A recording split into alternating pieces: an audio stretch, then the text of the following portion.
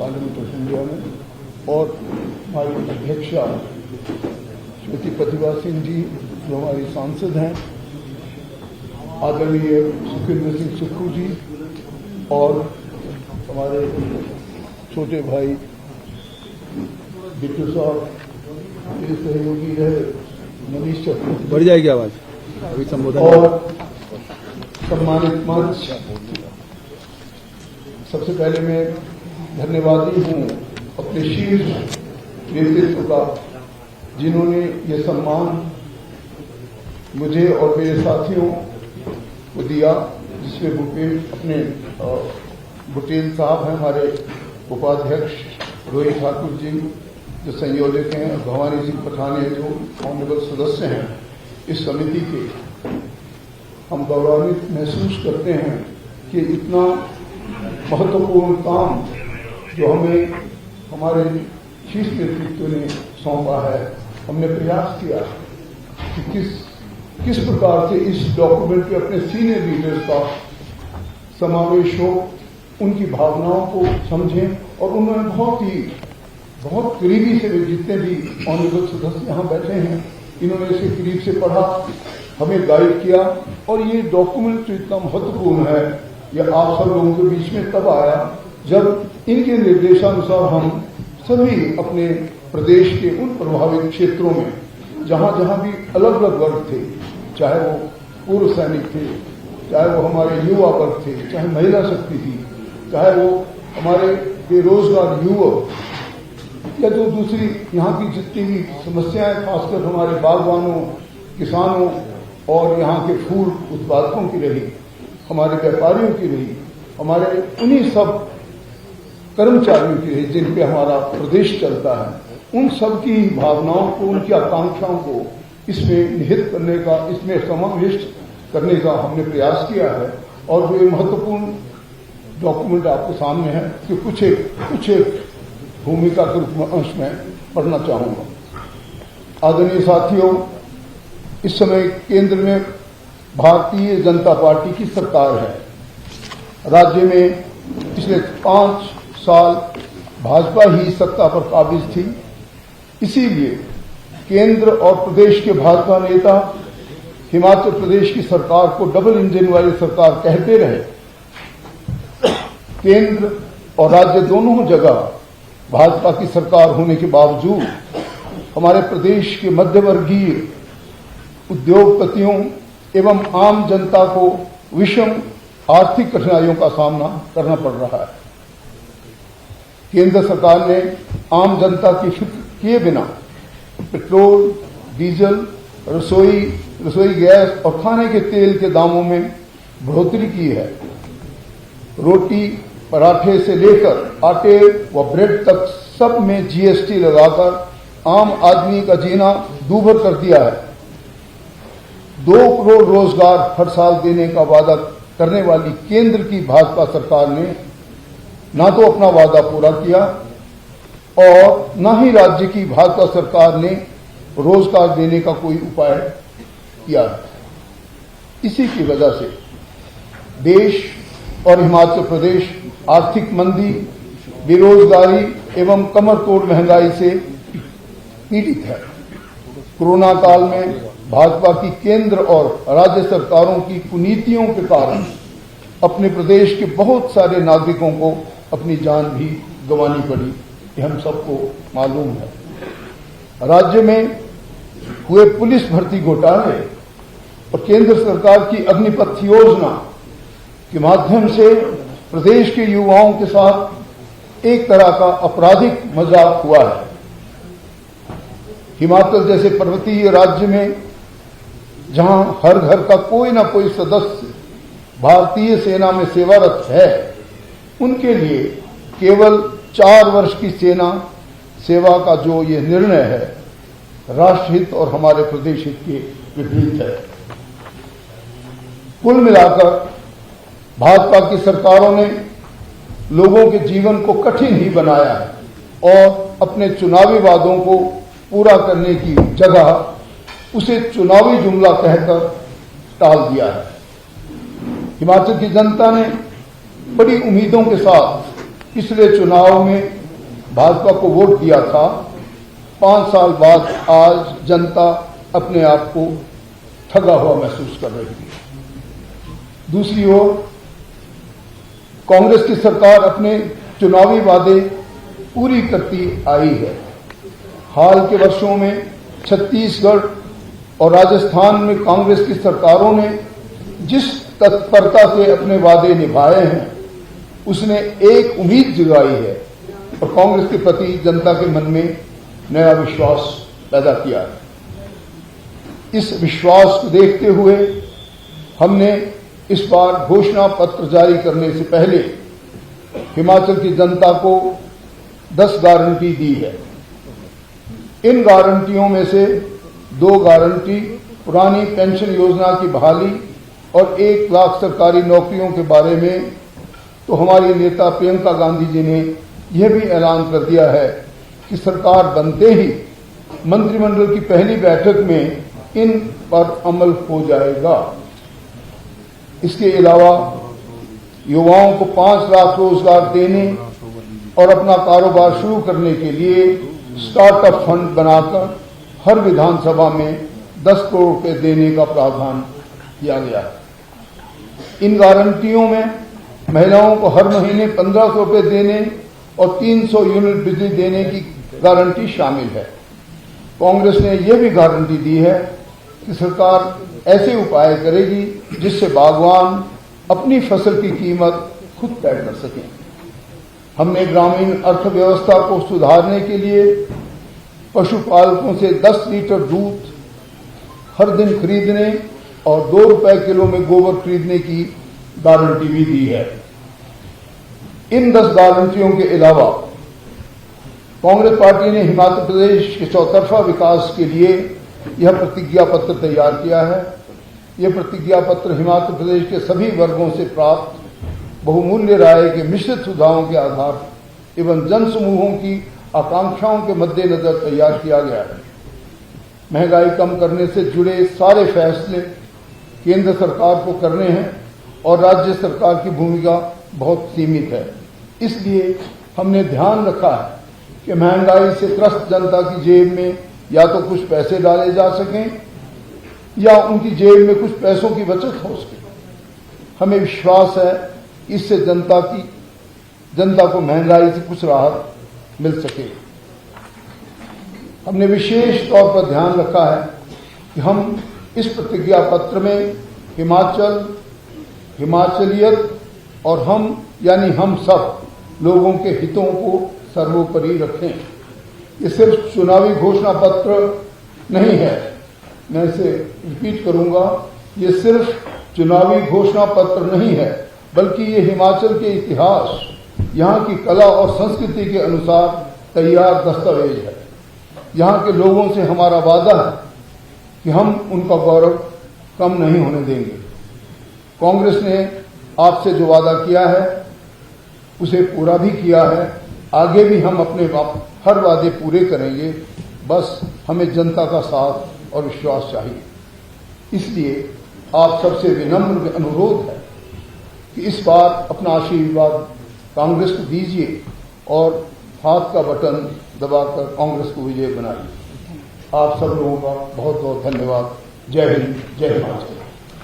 मैं आदरणीय धनीराम शांडिल जी का धन्यवाद करती हूँ, बधाई देती हूँ हिमाचल को कि भारतीय राष्ट्रीय कांग्रेस का जो है आधिकारिक रूप से घोषणा पत्र आज जारी हुआ है। मैं अब सीधे अपने पत्रकार साथियों को आमंत्रित करती हूँ आज के घोषणा पत्र पे आपके जो भी सवाल हो मंच के लिए उनका स्वागत है। धन्यवाद। मेरा निवेदन है प्रति आपको ई पे भेज दी गई है, बाकी कॉपियां बांट दी जाए। हमारे हर पत्रकार साथी को एक कॉपी। घोषणा पत्र की ई कॉपी आपको हमने व्हाट्सएप कर दी है और आपको हार्ड कॉपी हम लोग अभी डिस्ट्रीब्यूट करा रहे हैं। पर आदरणीय धनीराम शांडिल जी ने घोषणा पत्र में जो बिंदु है उसका अभी आपके सामने पूरा जिक्र किया है। उससे संबंधित आपके कुछ भी सवाल हो उनका स्वागत है और आने वाले दिनों में हम इसी घोषणा पत्र पर विस्तार में हमारे जो नेता हैं, राष्ट्रीय नेता, उस पर चर्चा करेंगे और आपके सवालों को आने वाले 2-3 दिन तक हम लगातार लेते रहेंगे। माइक दे दो। लोगों की जेबों में पैसा डालेंगे ताकि महंगाई से बचा सके, क्या रहेगा बोलिए। जो इसमें आपने देखा होगा कि इसमें हमने तमाम ऐसी बातें डाली हैं, जैसे 1500 रुपए हर महीने महिला को देना, जैसे युवाओं को नौकरी देना, युवाओं का स्टार्टअप फंड बनाना, उसमें पैसे देना, गोबर खरीदना गांव की व्यवस्था के लिए 2 रुपए, मतलब लाखों रुपए का गोबर छत्तीसगढ़ में एक एक परिवार बेच रहा है। हमने दूध खरीदने का स्कीम, तो उससे पैसा लोगों के पास आएगा और उस पैसे से वो महंगाई जो है, जो महंगाई केंद्र सरकार बढ़ा रही है, उस महंगाई से वो मुकाबला कर सकेंगे। उनको आर्थिक रूप से चाहे शहर हो और चाहे गांव हो, उनको हम शक्तिशाली बनाएंगे, नौकरियां देंगे, रोजगार के अवसर पैदा करेंगे और इसके अलावा ग्रामीण अर्थव्यवस्था को इसके जरिए मजबूत करेंगे। बागवान अपनी जब फसल की कीमत खुद तय करेंगे तो उनको मुनाफा होगा, किसान अपनी फसल की कीमत खुद तय करेगा, सब्जी उगाने वाले अपनी खुद तय करेंगे। तो ग्रामीण और शहर दोनों जगह जब लोगों को ज्यादा पैसा मिलेगा तो महंगाई का मुकाबला वो कर पाएंगे, क्योंकि केंद्र सरकार तो आमादा है। आगे भी आप बताइए, आज मैं बता रहा हूं कि पेट्रोल डीजल की कीमत इन चुनाव के खत्म होते देखिए कहां आसमान पे बढ़ाएंगे और बढ़ा देंगे कि आप उसका मुकाबला नहीं कर पाएंगे। तो इसलिए जो है इस घोषणा पत्र में वो सारी चीजें डाली गई। और दूसरी बहुत चीजें हैं जो आप इस घोषणा पत्र को पढ़ेंगे, उसमें हमने बहुत चीजों की व्यवस्था की है, जिसमें आपको सारी चीज भ्रष्टाचार मुक्त पारदर्शी प्रशासन हम देंगे। जो नौकरियों में जो है धांधली थी, पर्चे लीक हो रहे थे, उन सब की व्यवस्था के लिए कड़ाई से व्यवस्था की। खेती और बागवानी के लिए आयोग बनेगा और उस आयोग से तय होगी कीमतें। डेयरी विकास, पशुपालन, मत्स्य पालन तीनों को बढ़ाया जाएगा। हर घर में 4 गायों तक की खरीद पर सब्सिडी मिलेगी। पशु चारा के लिए विशेष अनुदान मिलेगा जो फॉडर है। नई पर्यटन नीति हमने बनाई है, स्मार्ट विलेज की नीति और टैक्सी सेवा पर्यटन का अभिन्न अंग है। टैक्सी वालों को हम बहुत राहत देने वाले। यहाँ टैक्सी सर्विस यूनियन जो है उनसे, क्योंकि हमने जो घोषणा पत्र तैयार किया है इस सबकी सलाह लेके किया, तमाम वर्गों की सलाह लेने के बाद इसको तय किया है। तो उसमें उन सबके लिए सुविधाएं हमने दी हैं। टैक्सी परमिट की अवधि 10 की जगह 15 साल की जाएगी। अभी 10 साल में टैक्सी को रिटायर कर देते, हम उसको 15 साल करने जा रहे हैं। धार्मिक स्थलों को पर्यटन की दृष्टि से विकसित करने और ढांचागत विकास के लिए विधायकों को देवभूमि विकास निधि के तहत बजट आवंटित किया जाएगा ताकि देवभूमि का विकास हो सके। 5000 किलोमीटर हम नई सड़कें बनाएंगे। जो प्री कोविड HRTC रूट थे वो तत्काल प्रभाव से शुरू किए जाएंगे, क्योंकि उनको बंद कर दिया गया था कोविड के नाम पर, उनको रूट्स को शुरू नहीं किया। रेलवे परिवहन, भानुपल्ली बिलासपुर रेल परियोजना को जल्द से जल्द पूरा कराने के लिए प्रयास किए जाएंगे। Baddi Chandigarh fast rail corridor को यथाशीघ्र पूरा करवाने का प्रयास किया जाएगा। पठानकोट, जोगिंदरनगर और कालका शिमला रेल लाइनों को सुधार कर ट्रेनों की संख्या बढ़ाने का प्रयास हम कराएंगे। इसमें राज्य सरकार पूरी सहयोग देगी, केंद्र सरकार अगर इस प्रयास को करने की कोशिश करती, क्योंकि अभी तो जमीन में नहीं मिलती। जो वादे उन्होंने रेल लाइन के किए थे वो नहीं पूरे हुए और झूठा जो दे दिया, प्रधानमंत्री तक बोल गए, गलत बोल गए बेचारे, और गृह मंत्री भी कि वहां तक रेल लाइन बन गई, जबकि रेल लाइन में बनी नहीं जहां तक उनकी घोषणा थी। वन एवं पर्यावरण नीति भी है। उद्योगों के लिए विशेष रूप से, चाहे वो जो फूड प्रोसेसिंग यूनिट हो और चाहे सोलन में मशरूम, सेब और टमाटर और साग सब्जियों के प्रसंस्करण के लिए स्पेशल फूड पार्क, उद्योगों को रियायती दर पर बिजली, न्यूनतम मजदूरी बढ़ाकर 500 रुपए प्रतिदिन की जाएगी। फल और सब्जियों को बाजार तक सुचारू रूप से पहुंचाकर vegetable and horticulture marketing federation का गठन किया जाएगा। नोटबंदी और कोरोना काल में बीमार हो गए बंद उद्योगों को पुनर्जीवित करने के लिए विशेष पैकेज दिया जाएगा। हर घर को 300 यूनिट बिजली मुफ्त दी जाएगी। यूनिट का हिसाब इस तरह से रखा जाएगा कि ज्यादा खपत करने वालों को भी इस छूट का लाभ मिल सके। इससे गरीब और मध्यम वर्गीय परिवारों को प्रतिमाह कुछ बचत हो सकेगी, जिससे वो महंगाई से लड़ सकेंगे। विद्युत परियोजना से प्रभावित परिवारों को रोजगार सुनिश्चित किया जाएगा। नई विद्युत परियोजनाओं में प्रभावित परिवार के कम से कम एक सदस्य को रोजगार की 100% गारंटी दी जाएगी। ग्रामीण विकास के लिए भी हमने इसमें व्यवस्था बनाई है। शहरी विकास के लिए हमने जनसंख्या के आधार पर पार्किंग स्थल विकसित करने का जो है घोषणा की है। मनरेगा के तहत शहरी आजीविका की योजना लागू की जाएगी। जैसे मनरेगा हम गांव में देते हैं, शहरों में भी एक तरह से मनरेगा लागू करेंगे वहां पे, और शहरी बेरोजगारों को काम मांगने का हक मिलेगा। सभी नगर निगमों में 3 बड़े पार्क विकसित किए जाएंगे, जिसमें जॉगिंग ट्रैक और आउटडोर जिम उपकरण शामिल होंगे, ताकि यूथ यहाँ का स्वस्थ रह सके। और प्रदेश के कठिन एवं दुर्गम स्थानों पर मोबाइल वैन पर राशन दुकान की योजना चलाई जाएगी। राशन दुकानों के लिए 1 टाइम लाइसेंस की व्यवस्था की जाएगी। राशन डिपो धारकों का मानसिक मानदेय बढ़ाकर 20,000 रुपए किया जाएगा। और जो खनन माफिया भाजपा सरकार में चल रहा है, इस खनन माफिया को खत्म करने के लिए पूरी तरह से कड़े कदम उठाए जाएंगे। अवैध खनन में शामिल किसी भी व्यक्ति पर कड़ी धाराओं के तहत मामला दर्ज किया जाएगा और लाइसेंस रद्द कर दिया जाएगा। पानी के लिए हम रेन वाटर हार्वेस्टिंग की नई नीति बनाएंगे, और जो हिमाचलियत है उसके लिए हम सारे जो है संस्कृति और परंपराएं उनका ख्याल करने के लिए उसको भी इस योजना में शामिल किया गया। जो आप पढ़ेंगे तो आपको पता चलेगा।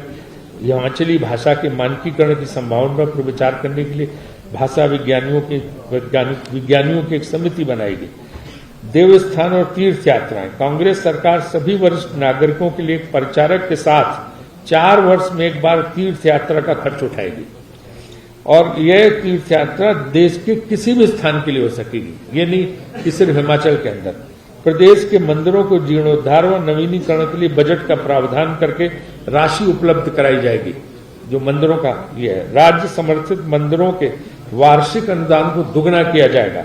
मंदिर के पुजारियों को दिए जाने वाले मानदेय को दुगना किया जाएगा।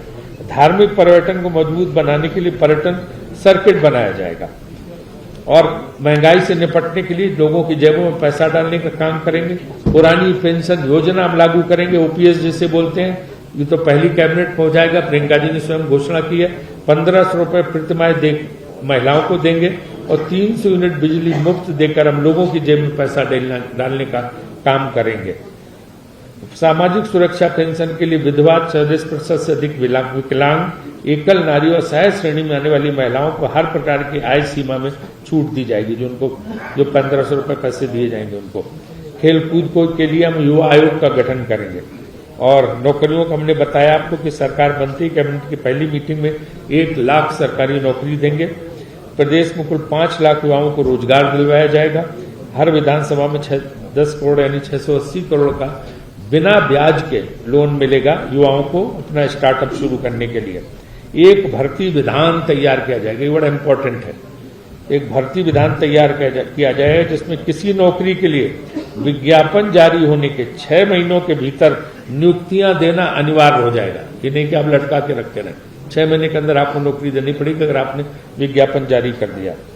प्रदेश के निजी उद्योगों में 80% हिमाचल के युवाओं को रोजगार उपलब्ध करवाने की नीति को प्रभावी रूप से लागू किया जाएगा। 80% हिमाचल के लोगों को नौकरी मिले।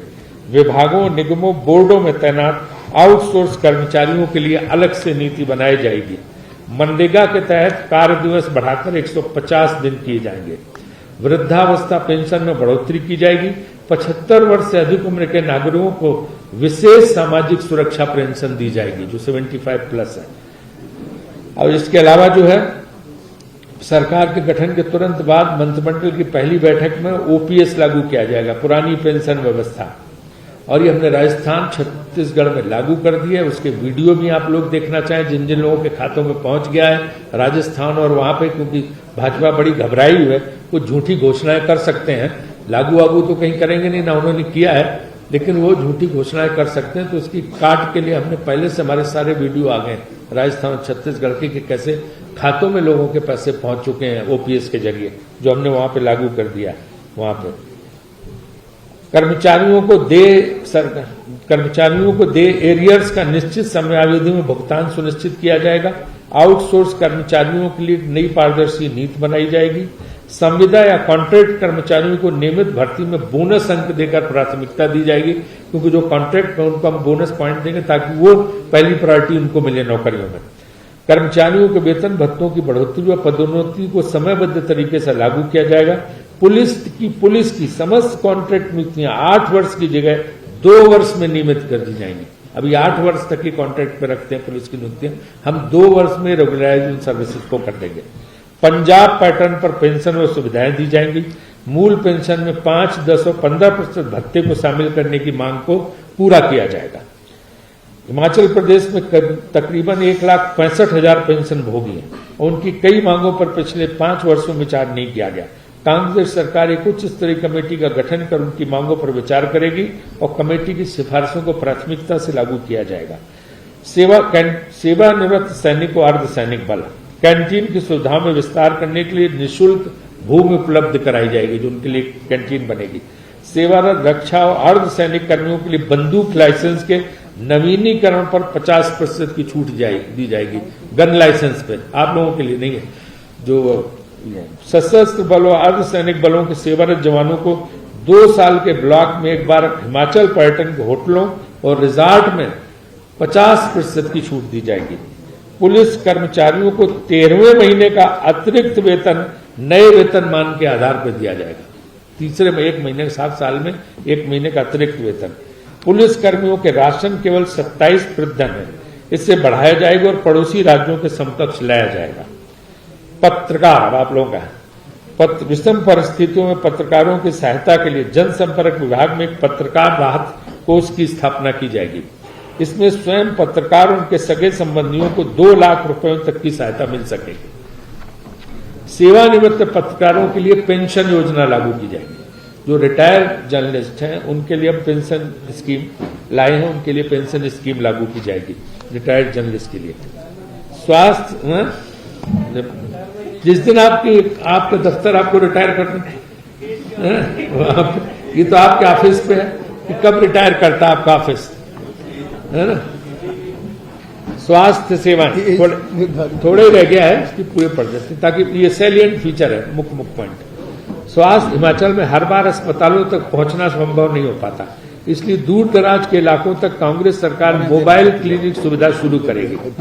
सभी एचएससी, पीएचसी, सीएचसी में स्टाफ, डॉक्टर और पैरामेडिकल स्टाफ की भर्ती की जाएगी ताकि सभी संस्थानों को स्वतंत्र रूप से चलाया जा सके।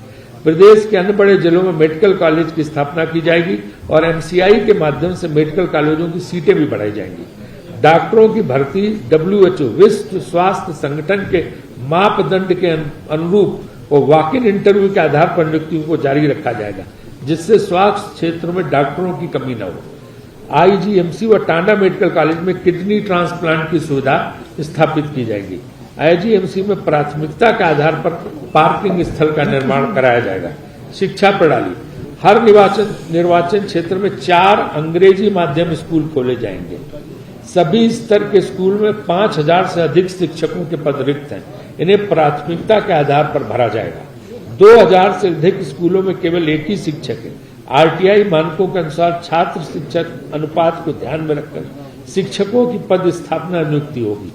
1785 स्कूलों में केवल 10 छात्र हैं। युक्तिकरण द्वारा इन स्कूलों में छात्रों की संख्या बढ़ाई जाएगी। निजी शिक्षण संस्थानों में फीस को नियंत्रित किया जाएगा और समाज के पिछड़े वर्गों की फीस में कमी की जाएगी।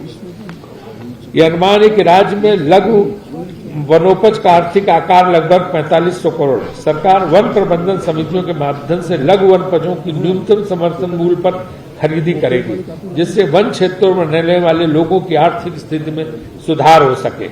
नौतोल भूमि पात्र व्यक्तियों को 2017 तक दी गई थी, उसके बाद भाजपा सरकार ने इस प्रथा को बंद कर दिया था।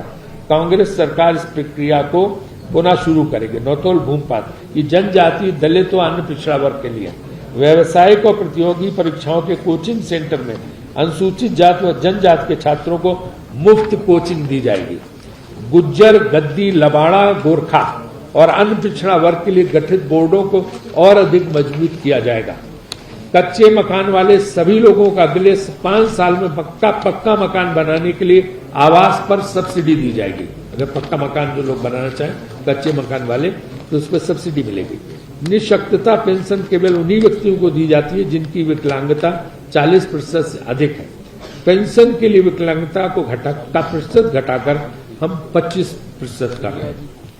नशा उन्मूलन, हिमाचल में नशे के खिलाफ अभियान को मजबूत बनाने के लिए हाईकोर्ट के रिटायर्ड जज की अध्यक्षता में एक नशा रोधी प्रवर्तन प्राधिकरण का गठन किया जाएगा। Anti drug enforcement agency will be established in Himachal Pradesh to prevent or curb this menace of drugs.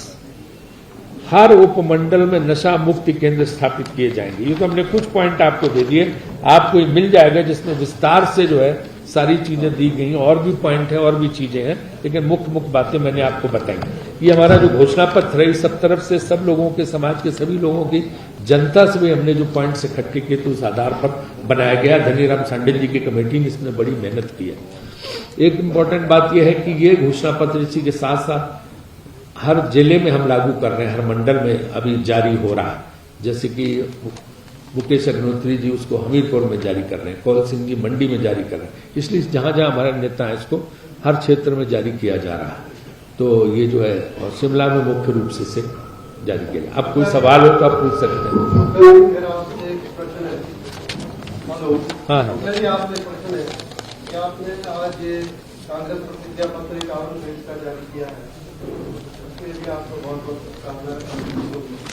लेकिन विडंबना है, ऑलरेडी से मुझे कहना पड़ रहा है कि सब कुछ आपने कर दिया, लेकिन क्या हिमाचल की जनता को, मतदाताओं को अपने नेता चुनने का अधिकार नहीं है कि जिसके नेतृत्व में चुनाव लड़ा जाए। जब मुख्यमंत्री की बात आती है तो आप कहते हैं कि हमारी पार्टी है, तो जनता क्या करे, उन्हें नहीं जानने का अधिकार। देखिए, हम सामूहिक नेतृत्व पर चुनाव लड़ रहे हैं और कई राज्यों में लड़ा। मध्य प्रदेश में हम सामूहिक नेतृत्व पे लड़े, हमें विजय हासिल हुई। राजस्थान में सामूहिक नेतृत्व पे था, हमें विजय हासिल हुई। छत्तीसगढ़ में सामूहिक नेतृत्व पे था और हमें विजय हासिल हुई। इसके बाद विधायकों ने और हाईकमान ने विधायकों से विचार विमर्श करके वहां मुख्यमंत्री पे बनाए। उसी तरह से ये जो है हिमाचल प्रदेश में ही होगा। और आप जिनकी बात कर रहे हैं कि कोई मुख्यमंत्री घोषित करके कर रहा है, तो अभी मैं एक केंद्रीय मंत्री के स्टेटमेंट पढ़ रहा था बीजेपी के, कि वो तो चुनाव के बाद देखेंगे कि हाईकमान तय करेंगे कौन मुख्यमंत्री होगा। तो कंफ्यूजिंग सवाल उनसे मेरे ख्याल से आपसे अनुरोध है, पूछिए बजाय हमसे।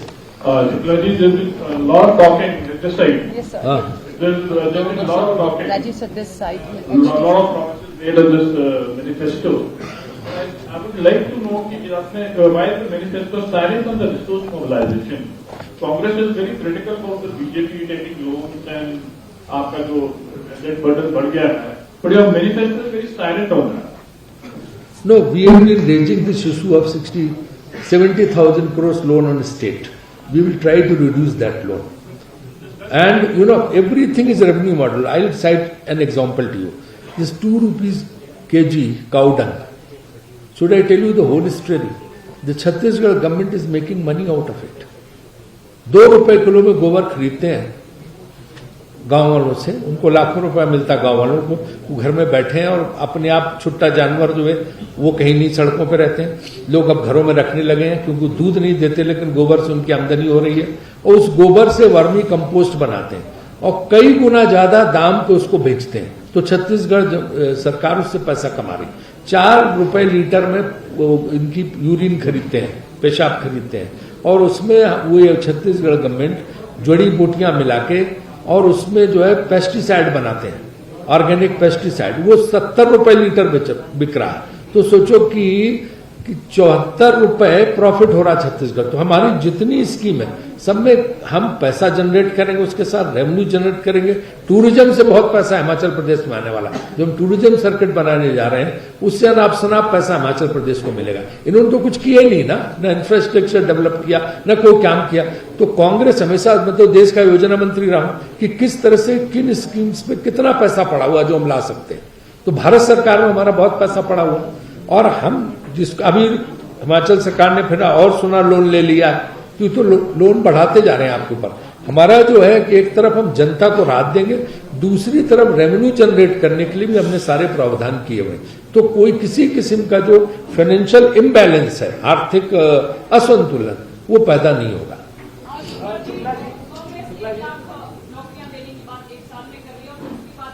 पहली कैबिनेट में 5 लाख युवाओं को 10 करोड़ का स्टार्टअप दिया जाएगा, महिलाओं को 1500 रुपए दिए जाएंगे। इस बार भाजपा सरकार का एनुअल बजट 51,000 करोड़ का था। तो साल में कितना बजट आप लेकर चल रहे हैं? हम इसी का कैलकुलेशन लगा के जितने बजट की जरूरत होगी उस बजट को हम खर्च करेंगे। और ऐसी योजनाएं जिनमें पैसे का दुरुपयोग हो रहा है उनको भी ये लाभकारी योजनाएं जो है जनता के लिए उस तरफ मुड़ेंगे। धन्यवाद।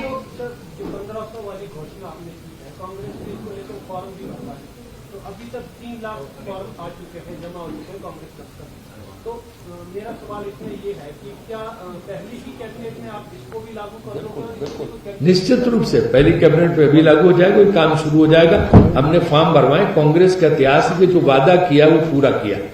पहले दिन ये पूछे बघेल जी से, जिस दिन शपथ ली सीधे जाके किसानों के कर्ज माफ किए, वो वादा किया था हमने राजस्थान, मध्य प्रदेश और छत्तीसगढ़ में। हमारा भाजपा की तरह नहीं है कि वोट ले लिए और बाद में कहा रहे यार वो तो जुमला था, मैंने कह दिया था चुनाव में, बाद में हम कुछ पूरा नहीं करेंगे। ये एक भी वादा पूरा नहीं करते। 2 करोड़ लोगों को नौकरी देने का वादा किया था 2014 में, आज 8 साल हो गए। 16 करोड़ लोगों को नौकरी मिल जानी चाहिए थी, मिली नहीं मिली। 30 रुपए लीटर हम डीजल बेचेंगे, 40 रुपए पेट्रोल बेचेंगे, ये कहा गया था 14 में इन्होंने, जब ये मनमोहन सिंह की सरकार को हटाना था केंद्र से। क्या 30 रुपए में आपको डीजल मिल रहा है और 40 रुपए में पेट्रोल मिल रहा है? नहीं। तो ये महंगाई हम नियंत्रित करेंगे, रुपया हम 50 से नीचे ले जाएंगे। देश का अपमान हो रहा है, रुपया गिरता चला जा रहा है। मोदी जी का भाषण हमने सुना होगा सब जगह, वो आता था उन दिनों 2014 में, आज रुपया कहां पहुंच गया, क्या हालत है। तो इसलिए हम वादे पूरे करते हैं, ये कोई वादा पूरा नहीं करते। यही हमारी और भाजपा में जो है फर्क है। शुक्ला जी, 31 क्षेत्रों से 102 प्रतिज्ञाएं कांग्रेस ने इस घोषणापत्र में की हैं, जिसमें से एक भूमि अधिग्रहण कानून लाकर भूस्वामियों को 4 गुना मुआवजा देने की बात कही गई है। करेक्ट। सवाल ये है, 4 गुना मुआवजा की बात केंद्र सरकार ने भी कही थी, प्रदेश में भी भाजपा की सरकार थी, वो भी नहीं दे पाए। छत्तीसगढ़ के मुख्यमंत्री साफ बैठे हैं कि अगर गृह जिला की बात की जाए तो कई जगह 2 गुना मिला है, कई जगह 1 गुना मिला है। उसका भी उच्च न्यायालय में केस चला हुआ है। ऐसे में कांग्रेस किस तरह से? देखिए, मैं आपको बताऊं, ये क्योंकि तब मैं मिनिस्टर था भारत सरकार में, ये कानून हम ही लाए थे, है ना। ये भूमि अधिग्रहण कानून हम लाए थे, ये मनमोहन सिंह सरकार जो कांग्रेस की थी वो लाए थे, जिसमें हमने उनको 4 गुना मुआवजा किसानों को उनकी जून अधिग्रहण के समय हमने उसमें कानून बना दिया, वो देना ही पड़ेगा और दिया जा रहा है।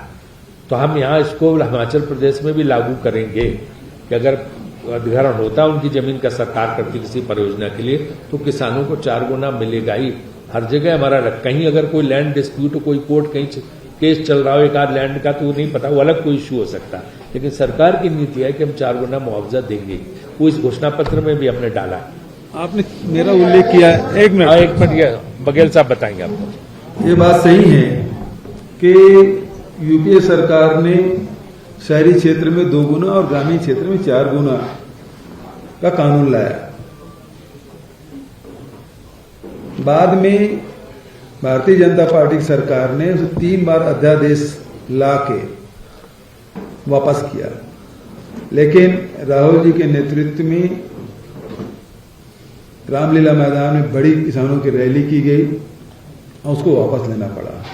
फिर वो राज्यों को सौंप दिया। पिछली सरकार में, चूंकि उस समय भारतीय जनता पार्टी की सरकार थी हमारे यहां भी, तो उन्होंने वही लागू किया जो केंद्र सरकार चाहती थी। जब हमारी सरकार आई तो हमने उसको रिवर्ट किया, जो यूपीए सरकार के समय जो प्रावधान था उसको हमने लागू किया है। हमारे छत्तीसगढ़ में 2 गुना और 4 गुना, शहरी क्षेत्र में 2, ग्रामीण क्षेत्र में 4।